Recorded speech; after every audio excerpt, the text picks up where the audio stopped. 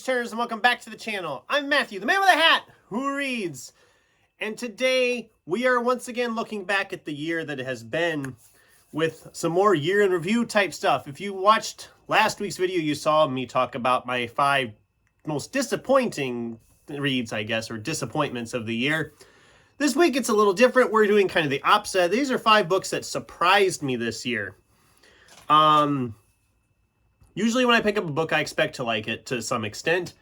But these 5 I want to talk about kind of went beyond my expectations a little bit. I enjoyed them more than I thought I would.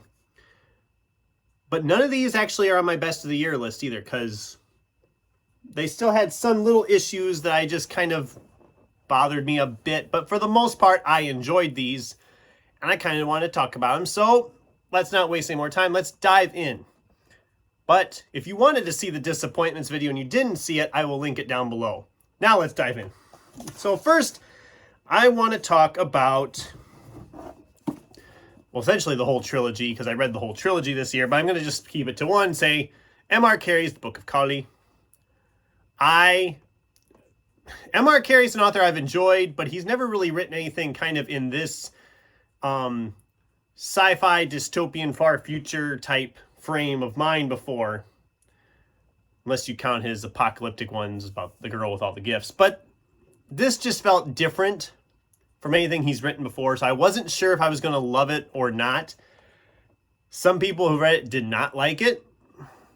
I actually really enjoyed it. I enjoyed the whole trilogy. I gave all 3 books 4 stars apiece. It just was it was built well, I guess is the way I want to say it. I really enjoyed this. I've done a whole review about this, so I'm not going to dive into a lot of details. You know what it's about if you've heard me talk about it before. Then I want to talk about Jeremy Robert Johnson's The Loop. And I can't find my own copy right now, so boom. This book surprised the heck out of me. I was expecting a sci-fi thriller when I picked this up in July. And it was so much more than that. This thing just kept on getting more and more insane as it progressed along. Essentially, something is going on that all the youth in this town are killing the adults or each other, and it gets pretty brutal pretty quickly. And it just keeps on getting more and more insane. Every time you think that, okay, this is what's actually happening, they throw something else at you on top of it. And it just kept building and building and building, and it flew by, really flew by once it got going.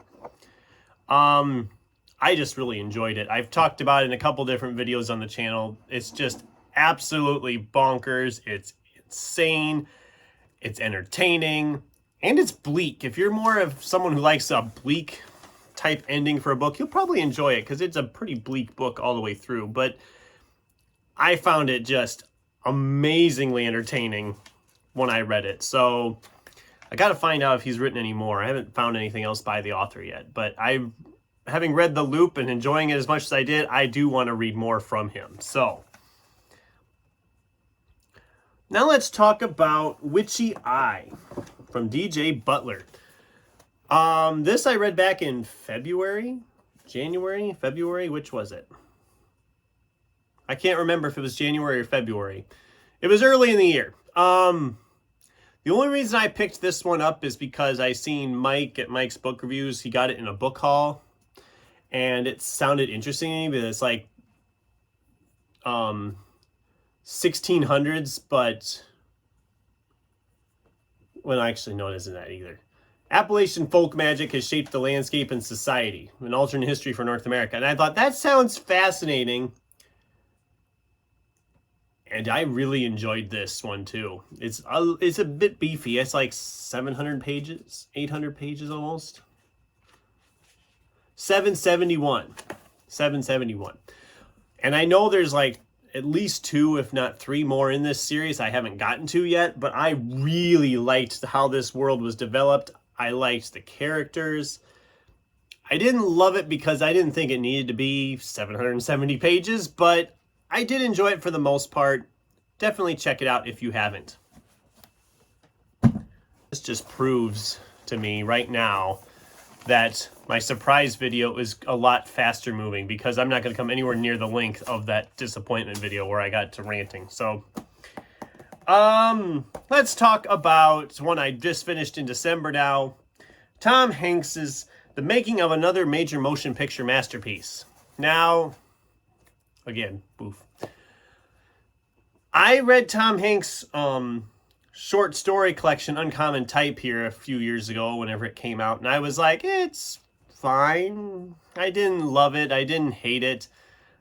I couldn't honestly tell you what any of the stories were about anymore, so there's that. It didn't really lodge in there very tight, but this one intrigued me, not just because you have a tongue twister of a title, but it's about movie making. And movies are a big thing for me, so I really was somewhat intrigued by this, and it was so great. I enjoyed it so much. I mean, we literally witnessed the making of another major motion picture masterpiece. Like I said, try saying it 5 times really fast. It's going to mess with you. Literally from the conception of the idea, the true story that kind of inspired the idea for this comic book in the 70s, all the way up to the present day where they're making it into a movie. And the characters were fun. There's so many characters we're following. It's interesting, like the making of a movie. I mean, it's all interesting, intriguing. The different characters, the different people on set that are important. The only thing I didn't like about it is it didn't really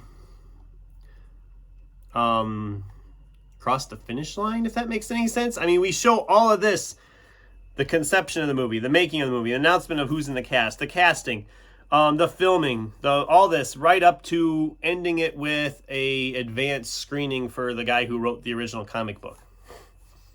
And I'm sorry, I kind of wanted him to go just a little bit more into what people actually thought of said finished movie when it came out. And, you know, how did it do box office wise? Because they talk about that kind of stuff a lot in this book.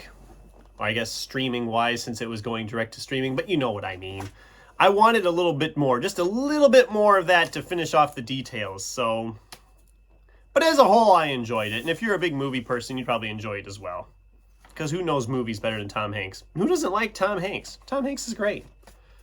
Let me know in the comments below. Do you hate Tom Hanks? If I get a comment that says they hate Tom Hanks, I'm going to be like, really, people? Come on.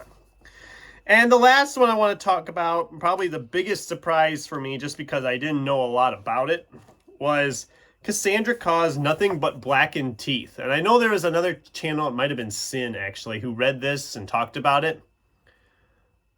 And I think it sounded good from when she reviewed it, but then I forgot about it for a while until I picked it up to fill out an order from Book Outlet. And I flew through this thing. This thing was creepy, foreboding. The atmosphere was dark and dreary. It's not very long, but that's not the reason it flew by. It moves. Once you start, you can't stop. And like I said, it's dark and brooding and all that. And it just holds you. It is horror, so if you're not a horror person, it might not work for you. I mean, I think the creepy cover would have gave that away, but I don't know. All I can say is I really enjoyed it when I didn't expect to enjoy it that much. I thought I'd be just like, this is fine, whatever. But it's one that I enjoyed immensely, and it makes me want to find more by Cassandra Clare, which I call that a win any day of the week. If the first book I read by an author immediately makes me want to start finding more. So that's probably my biggest surprise of the year right there, which is great. I always like finding new authors to read and such. So yeah, that's the video, guys. A lot shorter than the disappointments video because I didn't get to ranting so bad. But these were just books that worked for me more so than I expected them to. Surprises, like I said. They exceeded my expectations in the best of ways.